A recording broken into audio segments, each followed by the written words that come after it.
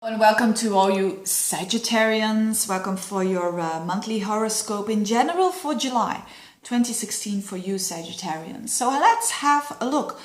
In general, I mean, not only for Sagittarians, it is way less stressful than last month. But especially for the Sagittarians because you are a mutable sign, and last month there was a lot of energy in the mutable sign. So that is already good news, I think, in general, that it is it's a bit calmer. Although most Sagittarians, they don't like that everything is calm, do they? They do like things to be a bit adventurous, and so I hope that you have been able to make improvements out of the things that happened last month in June. But July is a totally different flavor. It's a bit calmer for the mutable signs, that is. So I want to talk about three things. I want to talk about Mars, I want to talk about the planets in Cancer and the planets in Leo. So let's first talk about Mars, because this is really interesting. Mars is in your 12th house in Scorpio, and it went backwards last month, and now it stopped. So it went backwards, it stopped at 23 degrees, and then it goes forwards again. So that 23 degrees of Scorpio is very significant. And you can have a look at the fixed star that is bang on that point and find the meaning of that, because that's going to explain a lot about that energy. So this Mars going forwards is good news, even when it's in a very difficult house for you, in the 12th house, that is. And the fifth star there is called, I hope I pronounce it well, Agena or Agena. It's A-G-E-N-A. And I'm going to read a tiny little bit, 1 second, 2 seconds maybe, about what it means. It means honor as speaker or writer, great mental, physical powers, legal authority, a love of arms, strong passions, and a very energetic nature. It has the flavor of Venus and Jupiter. It gives friendship, friendliness, refinement, morality, health, and honor. So these are all very good. Let's say it's a good fixed star. So how are we going to understand that in your 12th house? And because all these things are applicable on a very unconscious level for you Sagittarians.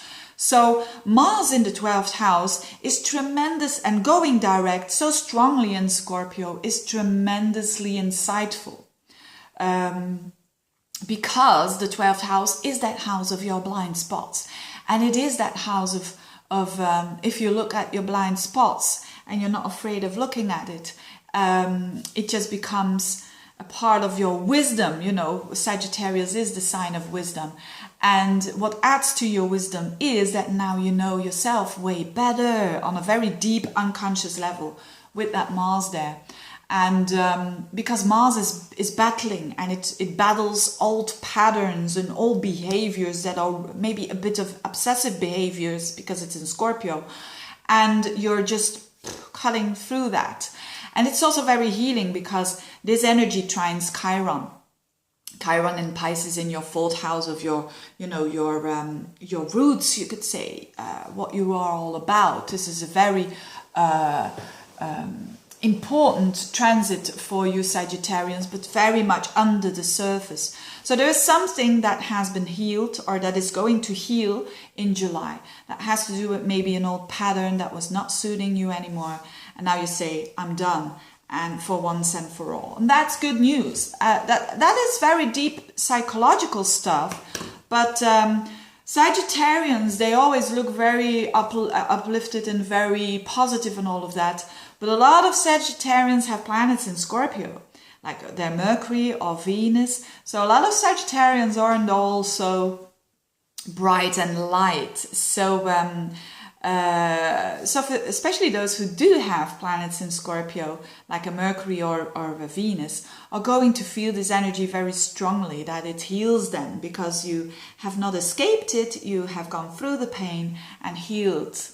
So that's the most beautiful energy that I find for July. Now another thing is lots of planets in the first 2 weeks of the month, especially with the new moon in Cancer on the 4th of July.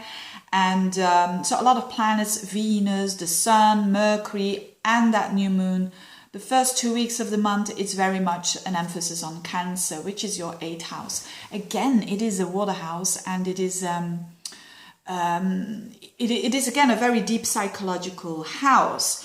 So for Sagittarians, a lot of activity behind the scenes, but again, it's a transformation house. So there is something that you've dealt with last month in June when it was so stressful, and now you're seeing the first relief of that. So that's good news.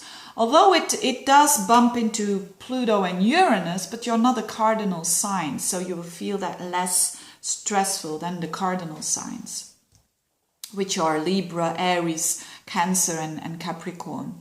So, and by the way, Venus trines Mars in that 8th house. So that means that there could be some money that comes to you from other people, or from that money that was owed to you, or a little inheritance. So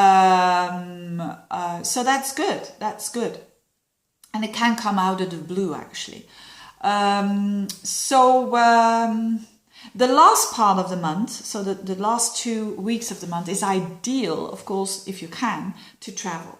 Because then these planets, the good planets like Venus and the Sun and Mercury, they are traveling through your 9th house, which is your house, which is the house of the Sagittarian.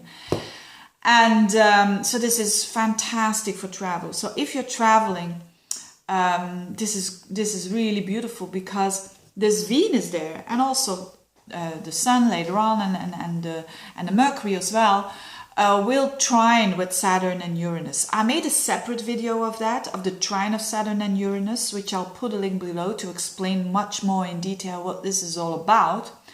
But basically for you, it's about being stable and having freshness at the same time. So most of the times we either go towards the things that we already know, and it's comfortable and it's stable, but it's not really fresh. And other times it's very fresh, but it's not really stable. Now you've got both. And it has to do with traveling, or it has to do with your opinion, your vision, your belief is firmer. And this is so important for Sagittarians. And I know that because I have a Sagittarius rising. There's no worse thing for someone with lots of or someone with the Sagittarius energy, like the Sun, the Moon, or the Ascendant. There's nothing more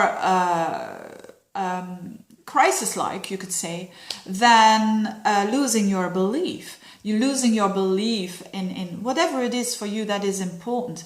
And now your belief in life is strengthening with this trines with Saturn and Uranus. So this is really very much of a Sagittarian cup of tea. So the first 2 weeks are way more psychological. It's like you're coming out of, you could say, a mini crisis maybe for some of you. And it feels like that you're feeling in your element again the last 2 weeks of the month, which is very nice. And it's not, when you're not traveling, it can be simply that you study something new, or you're studying something, you're restudying something that you already studied and finding new things about it, or you're teaching something, or you're publishing something. What else is the 9th house? If you're in a lawsuit, or how do you call that, a law thing going on, or legal authorities having problems there, it is really a good time now to solve this with Venus in there. So yeah, and to feel good about yourself, because the 9th house, when that is good aspected, it has a snowball effect on all the other houses, because it's the house of your belief, and we all know, don't we, that belief is so important. Having said that, I thank you very much for listening. I wish you the best month ever, always, and see you next time. Bye-bye.